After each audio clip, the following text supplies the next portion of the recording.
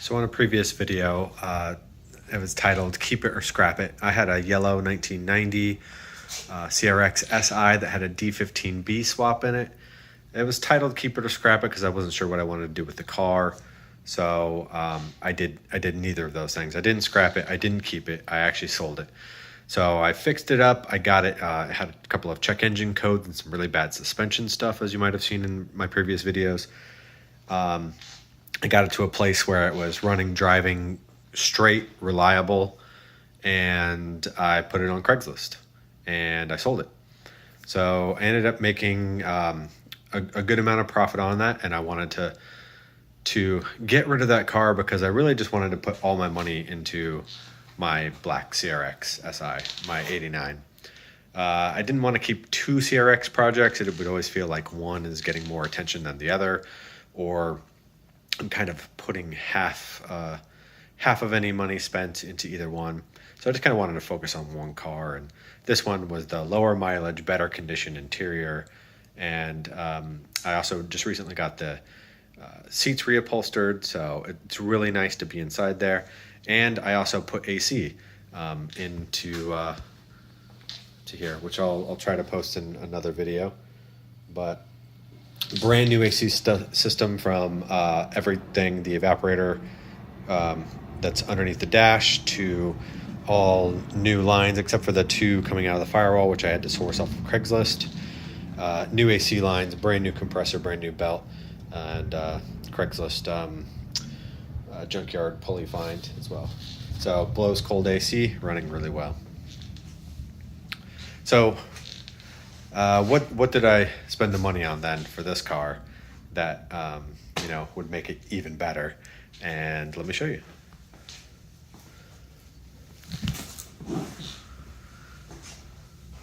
So I got a D16A out of a JDM Honda CRX Si 1989. So this is a 1989 Honda CRX motor from Japan that would have come in this car had it been bought in Japan in 1989. So I'm upgrading my D16 to a B16. So that should mean another 60% horsepower increase. Stock B16A's got around 160 if I'm lucky, and D16's got 108, probably no more than 100, especially now that I'm running AC as well. So it should be a fun addition to this car. Now, this is the first motor swap I've ever done. I've worked on four-cylinder motorcycles plenty in the past, but never have I attempted to swap an entire motor from one vehicle to another. I got this from an importer in town. I'll go over a cost breakdown in a later video, I think, but for now, just focus on what this is. And I do have some videos of everything that came on this. So the motor is said to have between 40 and 60,000 original miles on it. It looks like it's in pretty good shape, but it looks like it's been sitting for a while. As you can see, even the VTEC solenoid's got kind of a rusty cap on it. So far at this stage, I've done a lot to kind of clean up the block. I've removed everything just so I can get at it to clean it and kind of identify any things that I want to replace. So I've already removed the power steering pump and the AC compressor, the exhaust manifold. I've also removed the timing belt and the water pump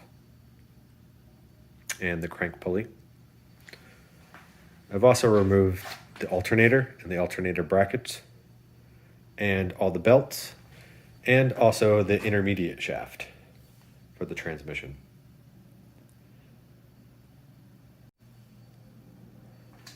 So this is the first gen B16A OBD0 pre-ODB with a Y1 transmission.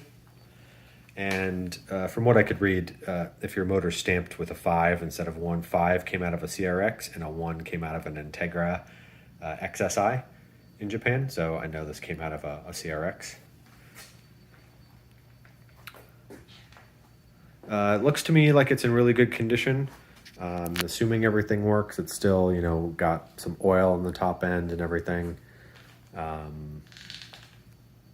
Looks pretty good to me.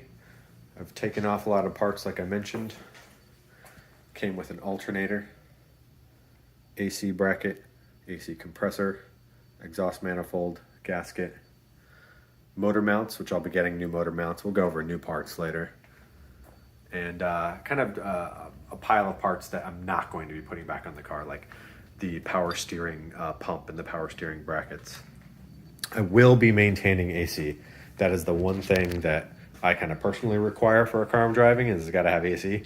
And with the B16A in the CRX Si chassis, there should be enough room to run an AC compressor, because a lot of people do.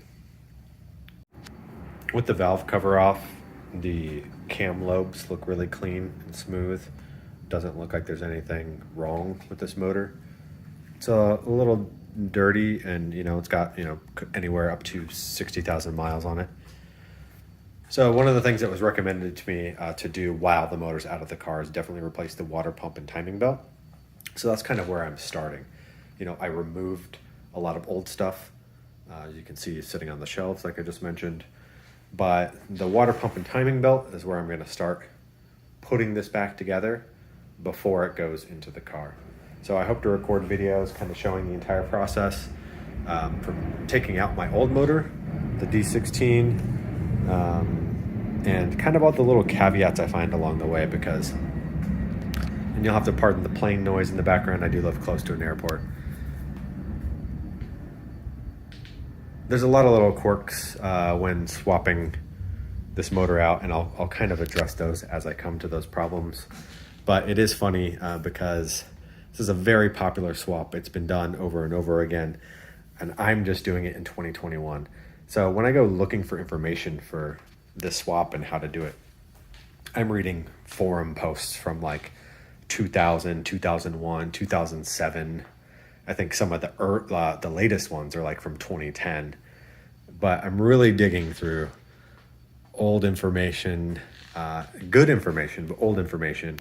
And that information, a lot of the image links in those forums don't even work anymore. So I'm kind of cross-referencing as much as I can from forums like Honda Tech, and